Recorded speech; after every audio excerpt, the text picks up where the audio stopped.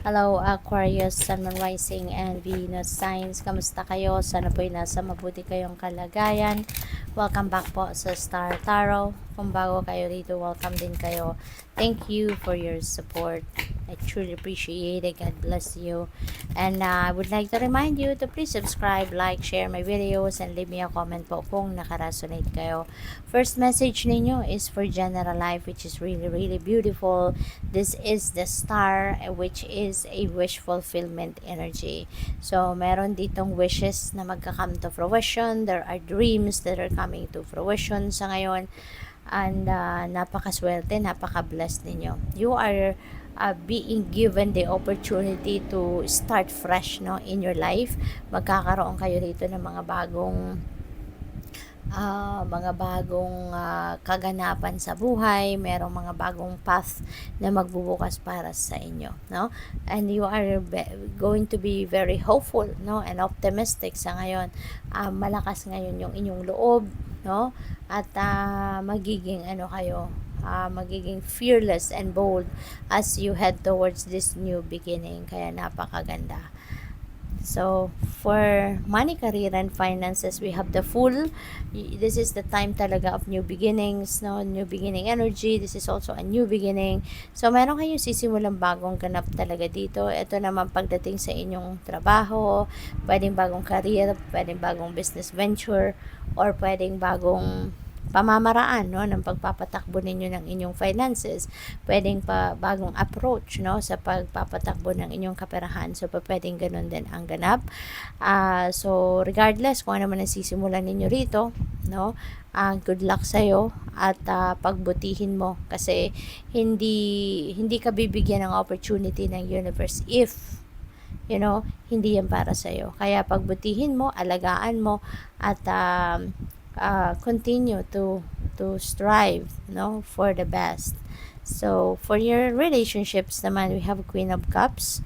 Ayan. So maaari, no, na ang karelasyon ninyo is also katulad mo rin na maaaring napaka maintindihin, very friendly, very calm, at intuitive and sensitive, no? Kaya gamitin niyo yan to your advantage, no, yung ganyang qualities.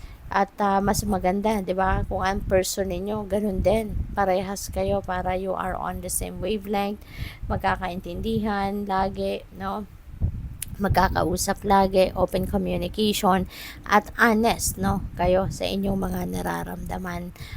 Feeling ko din dito, both of you, siguro parehas kayo emotional, parehas kayo nagsisenti, 'di ba? Parehas kayo nag-i-emote. Yung ganon, kaya nga kayo siguro swak na swak because you are on the same wavelength, nagkakasundo kayo. And also, siguro you are very caring, very sensible din kayo, no? So, kaya maganda. So, let's dig deeper into the energies that we have already. And I would like to say thank you muna for supporting my channel. Thank you for subscribing. And if you haven't subscribed yet, mag-subscribe na po kayo. Like, share my videos, and leave me a comment kung nakaresonate kayo. Thank you po. And doon sa mga hindi nag-skip ng ads, maraming salamat din po for your time. Pati na rin sa mga nagpapadala ng donasyon through super thanks, maraming salamat din po.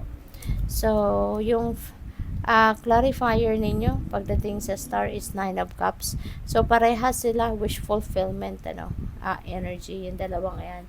Kaya feeling ko dito, there are wishes, no, na pwedeng mag-come to fruition sa ngayon. Finally, ibibigay na sa inyo ng Divine Universe yung minimithi ninyo, yung mga heart's desires ninyo, yung mga wants ninyo. Kaya napaka-blessed ninyo, and you are going to be very happy. You're going to be very you will be feeling joyful, no, and happy sa mga sitwasyon na ito. At tsaka feeling ko din ang iba sa inyo is also going to siguro be falling in love sa ngayon, no?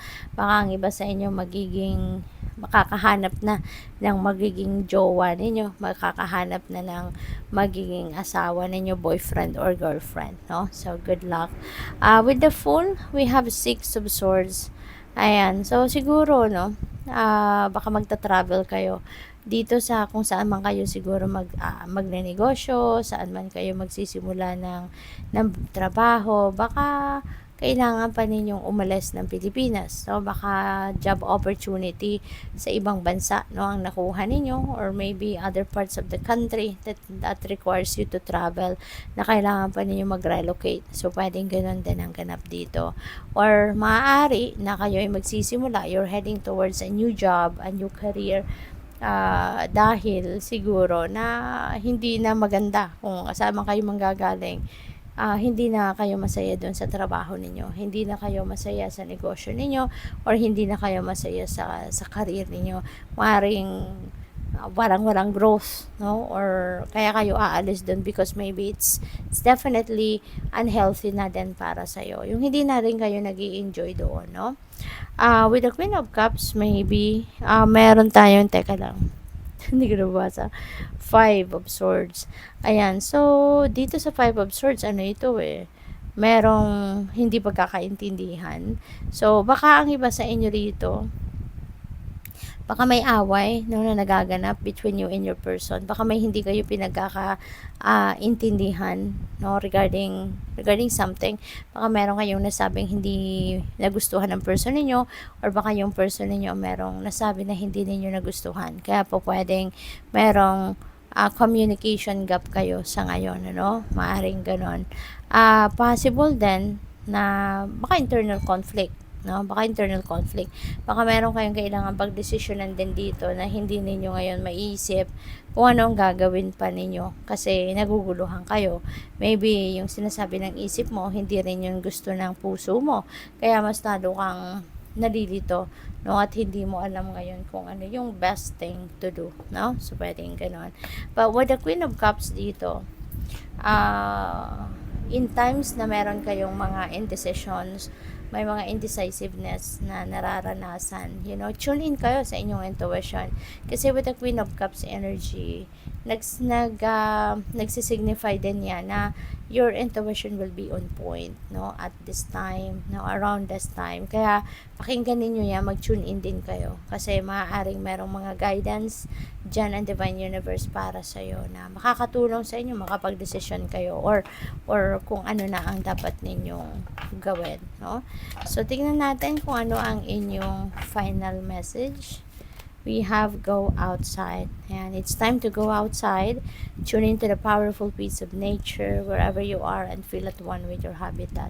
Maaring matagal na kayong hindi nakakalabas ng bahay para mamasyal man lamang, mag-beach man lang, mag-park man lang, or anywhere, mag-hiking, yung ganon. So, I spend time with nature, go outside, no, and i-absorb ninyo yung powerful healing energy ng nature spirits kasi makakatulong yan na maging maaliwalas ang inyong pakiramdam, makakatulong yan na mag-ground ninyo ang inyong sarili, and it's gonna help you na maging